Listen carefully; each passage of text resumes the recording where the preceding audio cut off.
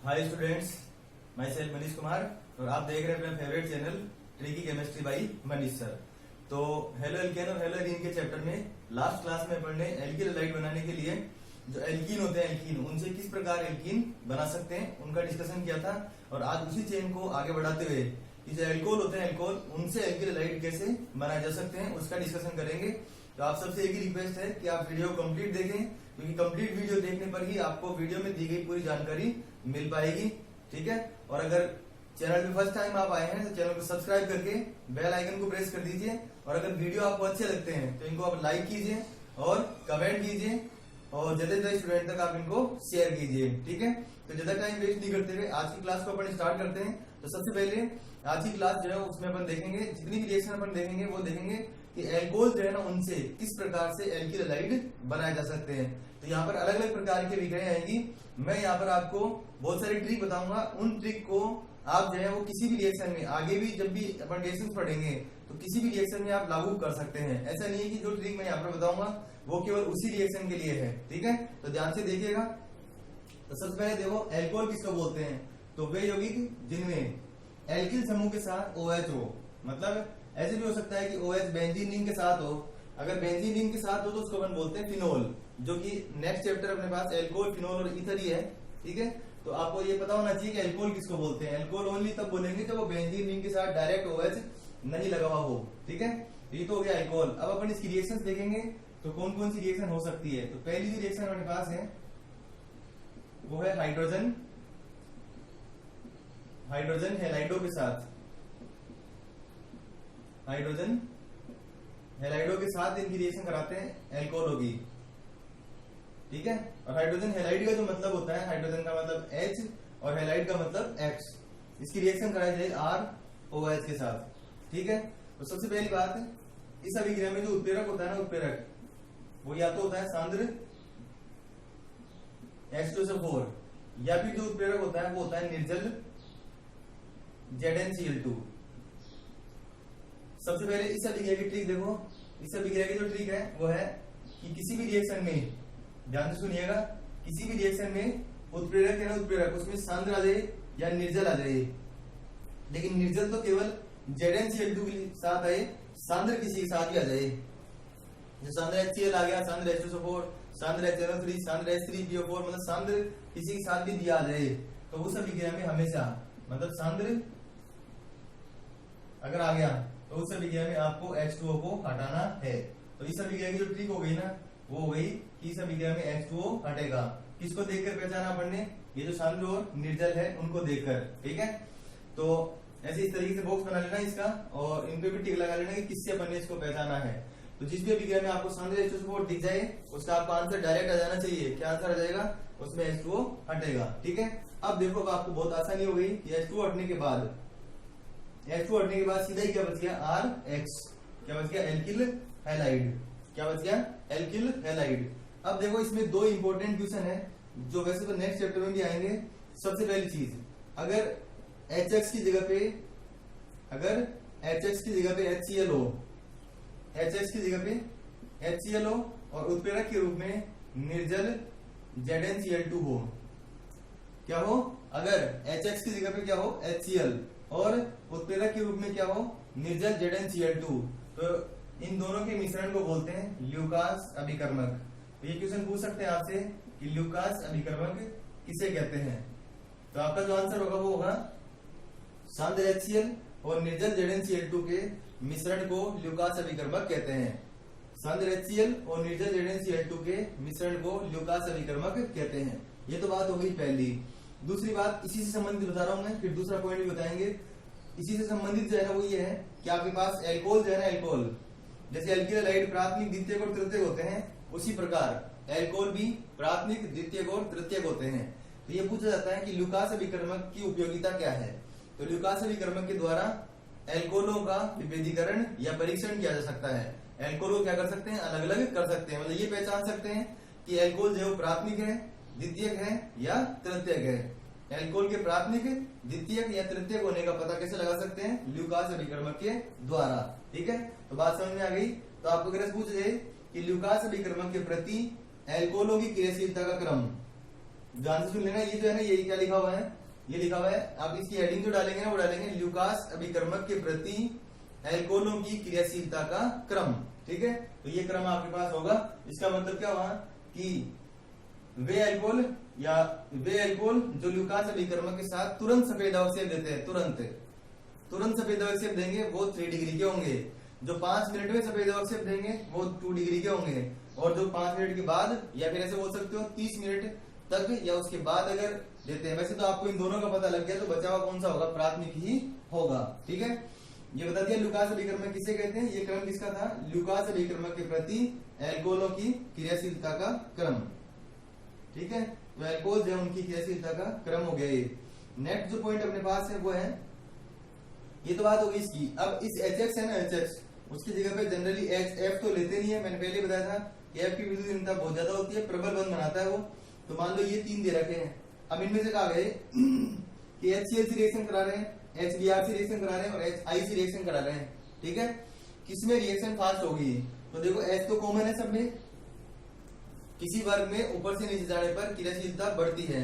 ये मैंने विद्युत रसायन के चैप्टर में भी आपको बताया था। विद्युत रासायनिक श्रेणी के द्वारा भी पता लगा सकते हैं कि I की क्रियाशीलता जो होती है ना वो Br और Cl से ज्यादा होती है। इसका मतलब ये हुआ कि अगर आपको ऐसे पूछ जाए कि हाइड्रोजन हैलाइडों का एल्कोहलों के प्रति हाइड्रोजन हैलाइडों की क्रियाशीलता का क्रम, ध्यान से सुनो इसको, ये किसकी क्रियाशीलता का क्रम है, हाइड्रोजन हैलाइडों की क्रियाशीलता का क्रम किसके प्रति, एल्कोहलों के।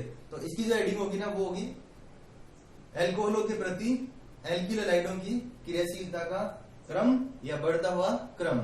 ये क्या था, एल्कोहलों का ल्यूकास अभिकर्मक के प्रति क्रियाशीलता का क्रम। ठीक है, तो ये दोनों चीजें आपको ध्यान रखनी है। उसके बाद में देखो रिएक्शन बनाना सिखाता हूँ आपको। अब एग्जाम में क्या करते हैं, वो ये जो R है R उसकी जगह पे R नहीं देते हैं आपको, और जब भी आपसे ये रिएक्शन पूछेंगे तो आप भी एग्जाम में R लगा के नहीं लिखेंगे। जैसे लिख दिया मान लो CH3CH2OH, तो क्या चेंज किया, R की जगह पे CH3CH2 लिखा। इधर R में कोई चेंज नहीं हो रहा, इसका मतलब इसमें भी कोई चेंज नहीं होगा। यहाँ पे लिख दिया मान लो HCl और यहाँ पर वही सांद्र H2SO4। तो आपका जो आंसर आएगा यहाँ पर वो क्या आ जाएगा, X की जगह पे Cl लगाया था, R की जगह पे CH3CH2, तो CH3CH2Cl और प्लस H2O।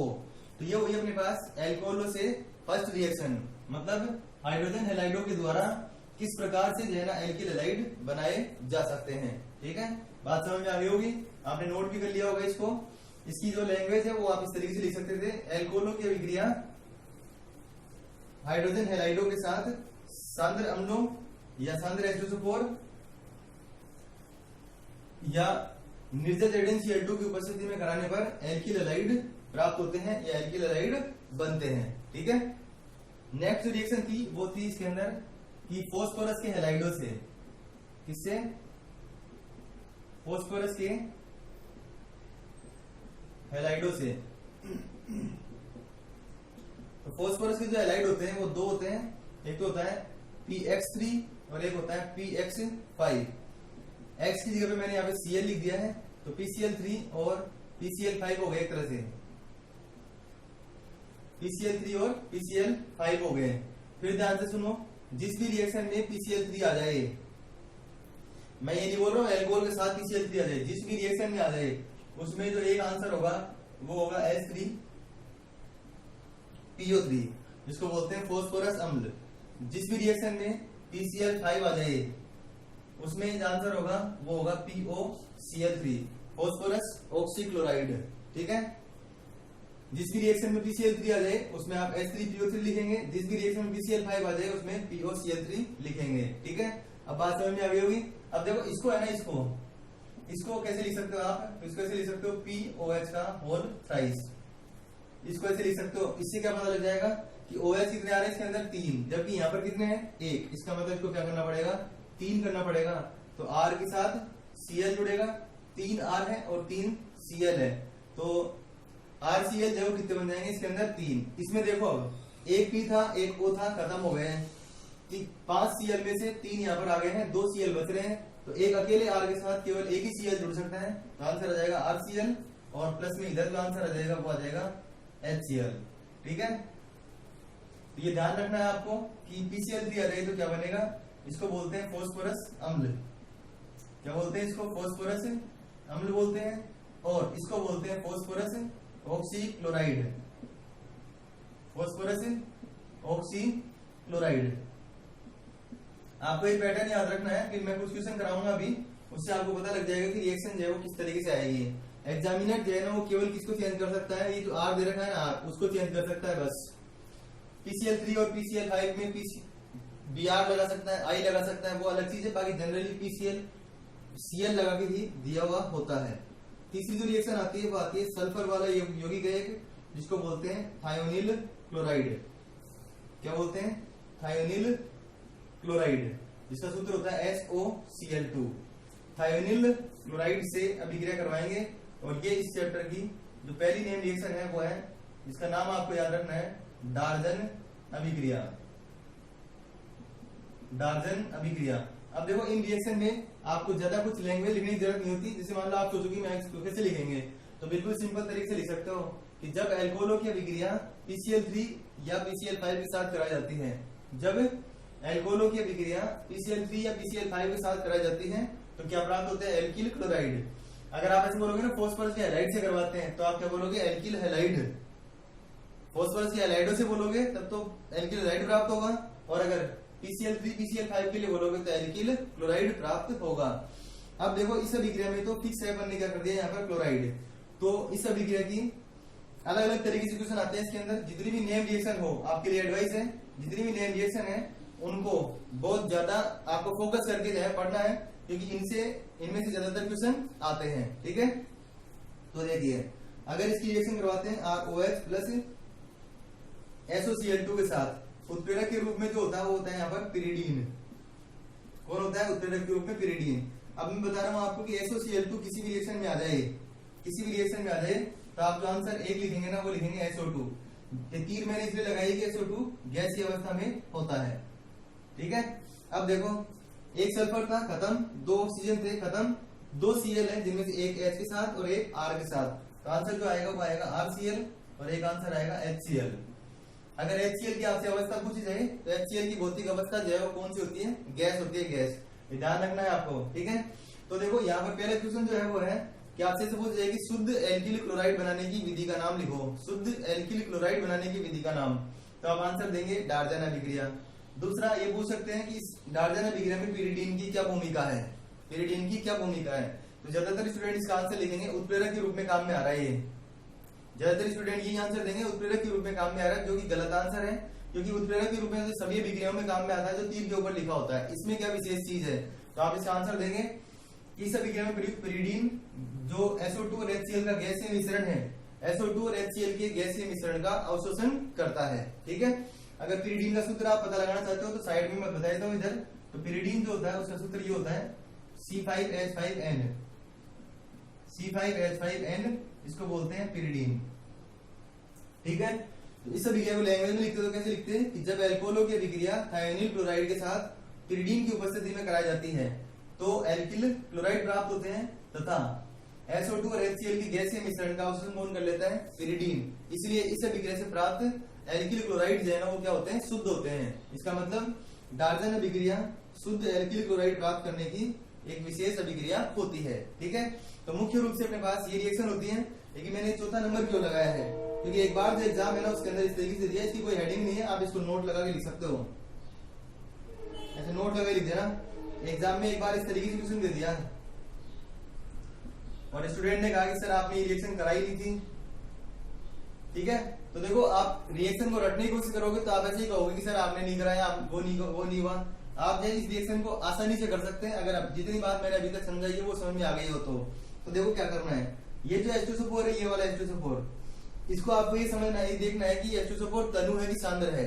तो देखो जब भी H2SO4 लिखा होगा, अकेला लिखा हुआ है, मतलब उसके साथ जल है कि नहीं ये कैसे पता लगाएंगे? तो हमेशा H2SO4 जो है उसको अकेला है वो, इसका मतलब क्या होगा? वो सांद्र होता है, सांद्र मतलब अकेला। H2SO4 दे रखा है ना, ये अगर तनु लिखा होगा, तनु दिया हुआ होगा, तब तो उस स्थिति में अपन जो है उसको तनु H2SO4 मान लेंगे, मतलब जल है उसके अंदर। दूसरी पहचान और एक तरीके से और पता लगा सकते हैं, ये जो यौगिक है इनमें से कोई सा भी यौगिक अगर असंतृप्त हो, क्या हो? असंतृप्त, डबल बॉन्ड ट्रिपल बॉन्ड हो, तब तो ये तनु भी हो सकता है। लेकिन अभी है ना ये दोनों संतृप्त हैं, इसका मतलब ये कौन सा है, सांद्र है, सांद्र। और सांद्र की मैंने क्या ट्रिक बताई थी कि जैसे ही सांद्र आएगा तो अपन क्या कर देंगे, इसमें से क्या हटा देंगे, H2O, इस पूरे यौगिक में से क्या हटा देंगे, H2O। तो H यहां से ले लो, OH यहां से ले लो, ठीक है, क्या हट गया, H2O। अब देखो OH इसमें से हट गया तो क्या बचा, R। अब R के साथ Na तो जुड़ नहीं सकता, क्या जुड़ेगा, Br, ठीक है। तो ये क्या हो गया, RBr। ये जो OH है वो इसके H के साथ जुड़ गया। अब क्या बचा यहाँ पर Na, और इसमें क्या बचा, HSO4। तो मैं इस तरीके से देता हूं, NaHSO4 प्लस H2O। इसी सिंपल सी रिएक्शन थी, बस आपको ये पता लगाना है। मैं फिर बता देता हूँ H2SO4 का कैसे पता लगाया, सांद्र है। आप तो ये देख लो यहाँ पर असंतृप्त अगर है तो ये तनु हो सकता है, संतृप्त है तो सांद्र होगा, ठीक है। H2O इसमें से हट सकता है, इसमें जुड़ नहीं सकता, क्योंकि योग होने के लिए डबल बोन या ट्रिपल बोन होना जरूरी है। अब एक रिएक्शन और बता रहा हूं मैं, उसके बाद में अपन जो है इन चीजों को समझ जाएंगे बिल्कुल क्लियरली। आप इनके प्रॉपर नोट्स बनाते रहिए। तो देखो एग्जाम में क्वेश्चन किस तरीके से दिया जाता है, और फिर जो आप हैं उसको देखते हैं कि सर हमें तो ये समझ में ही नहीं आया। जैसे मैं एक सम्मिलित रूप से रिएक्शन बता रहा हूं, जैसे ये रिएक्शन है, इसमें आपसे इस रिएक्शन को PCl3 से भी पूछ सकते हैं, PCl5 से भी पूछ सकते हैं, SOCl2 से भी पूछ सकते हैं, ठीक है। पिरिडीन को PY लिखते हैं। इनमें किसी के साथ भी पूछ सकते हैं, तीनों के साथ नहीं पूछेंगे तो करना कुछ भी नहीं है। इसमें क्या बताया था मैंने कि जो Cl है वो OH की जगह पे आ जाता है और H3PO3 इसके अंदर हट जाता है। तो यहाँ पर आ जाएगा Cl, आंसर क्या लिखोगे आप, H3PO3। जब ये अकेला आएगा तो बैलेंस भी करना है यहाँ पर 3-3 लगाकर। इसमें भी क्या होगा, वो ही ऊपर क्या जाएगा, सॉरी डबल बॉन्ड नहीं आएंगे इसमें, यहाँ पर क्या जाएगा Cl और PO Cl3 प्लस HCl। अभी मैंने बताया आपको। और SOCl2 की रिएक्शन ये है ही, इसमें क्या हो जाएगा Cl SO2 और HCl, ठीक है। तो कुल मिला के आपको पता लग गया होगा यहाँ से कि OH की जगह पर क्या आ रहा है, यहाँ पर हेलोजन आ रहा है। तो आज की क्लास में पढ़ने एल्किल हैलाइडों से एल्कोहलों से एल्किल हैलाइड किस प्रकार बना सकते हैं उसको डिस्कस कर लिया। नेक्स्ट जो क्लास होगी उसमें अपन लास्ट जो लेक्चर होगा रासायनिक अभिक्रियाएं जो एल्किल हैलाइड बनाने की होगी उनको डिस्कस करेंगे। तो इसी तरीके से चैनल के साथ बने रहिए। ज्यादा से ज्यादा स्टूडेंट तक आप वीडियोस को शेयर कीजिए। अगर चैनल को अभी तक भी सब्सक्राइब नहीं किया है तो चैनल को सब्सक्राइब कर दें। Thanks for watching.